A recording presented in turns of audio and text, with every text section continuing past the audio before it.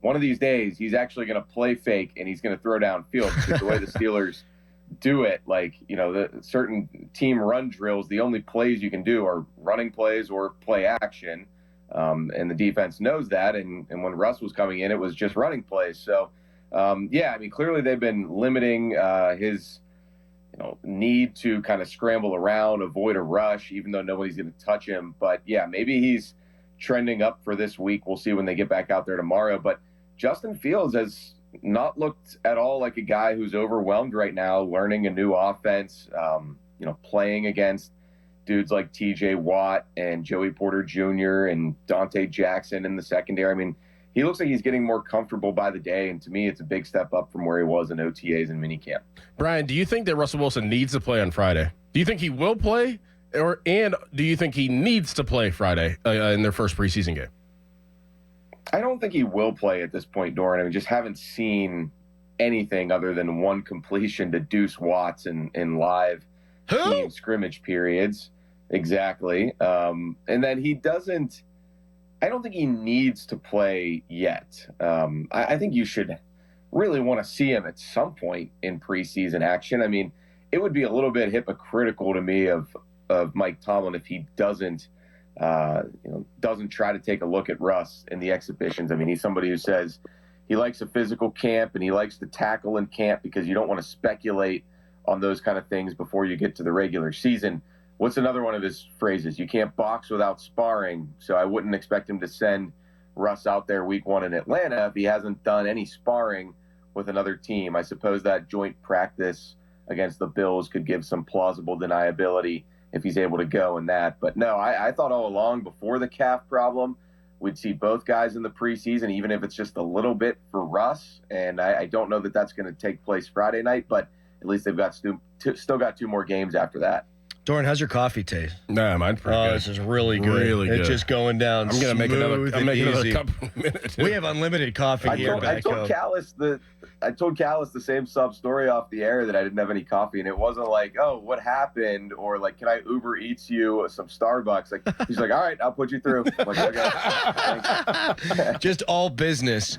All right, what's going on with wide receiver? By all accounts, everything that I've read, in full transparency, I haven't been there yet, Van Jefferson seems to be, right now, today, the Steelers' number 2 wide receiver. What have you seen out of him, and then what have you seen down the line on that depth chart?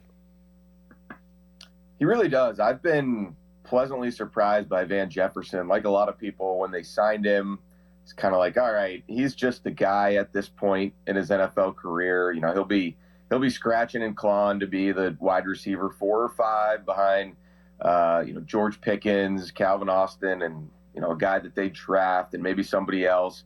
But he looks like he's got his swagger back. He looks like somebody who actually was a second rounder once upon a time out of Florida. So he's making plays out there, not really seeing many drops from him. He looks the part.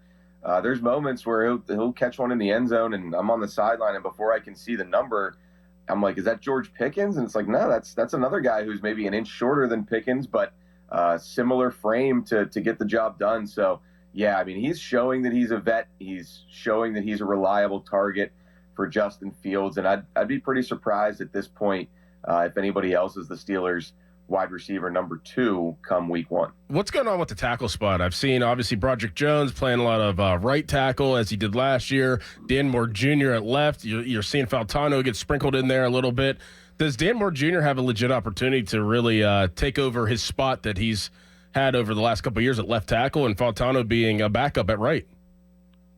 Yeah, I mean, every day they keep working it that way with the reps door, and I feel like Dan Moore Jr.'s got a better chance to retain that starting role on the left side. And, it is still somewhat early, but I mean, that's a catch-22 because, then you're going to say, well, you only get so many opportunities to do this and help this line gel if they're going to be playing together against another team September 8th. So that's always the balance you have to find and the line you have to walk with those rookies getting worked in. But, I mean, maybe we'll see after the first preseason game if Dan Moore struggles, if Troy Faltano looks like he's ready for elevated opportunities with the first team. But at least for right now, not seeing much for Faltano trying to get those first team reps. It's a lot of Moore and Jones when they go with the starters, and every once in a while Faltano gets bumped up. So I guess to me, the bottom line that I'm a little surprised by is they're kind of treating him like any other first round pick, and not necessarily a guy who came in with a lot of collegiate starting experience and was just playing at a high level in the national championship game. Brian Batko of the Post-Gazette joining us here on the Fan Morning Show. I've been asking this question the same way to everybody we've talked to. Beanie Bishop, is he good, or is he just the best that they have at a position where they don't have a lot of depth?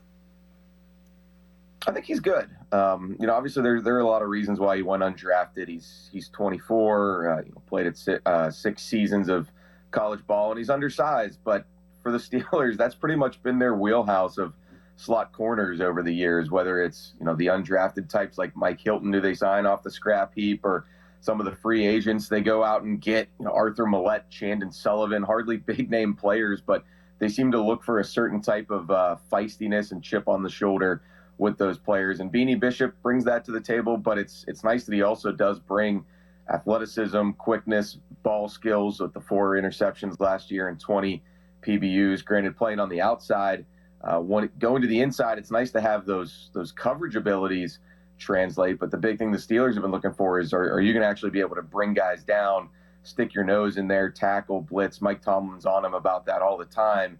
He said, Beanie, we're going to see when the pads go on. It's kind of very transparent what this audition is going to be all about for him while Cam Sutton is suspended. So that's something that I'm going to kind of reserve judgment on a little bit until we get into these preseason games and he's trying to tackle another guy who's trying to make the roster and make a paycheck. But for right now, he looks pretty good getting these opportunities in this run with the first team. Brian, how many Steelers training camps have you covered over the years?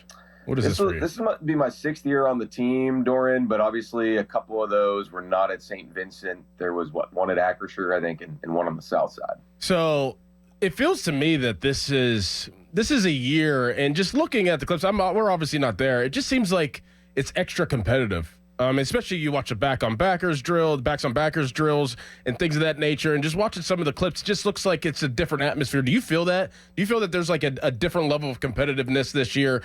And we talked about chips on their shoulders for individuals and Beanie Bishop, but I feel like this whole team might have a chip on their shoulder.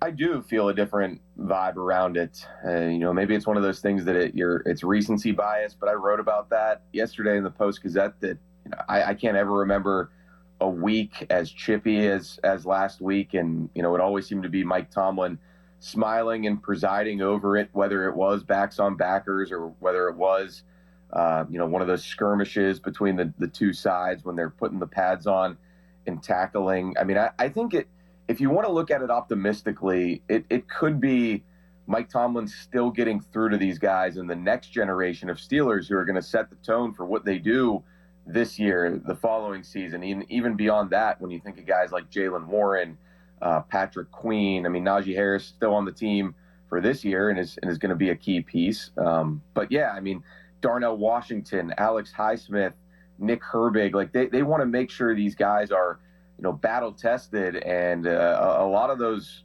one-on-one reps at Latrobe Memorial Stadium Friday night looked like they were going to break out into a straight up fist fight at times. And talking to guys the next morning, it was kind of like, yeah, it was really fun. It's what you want to see.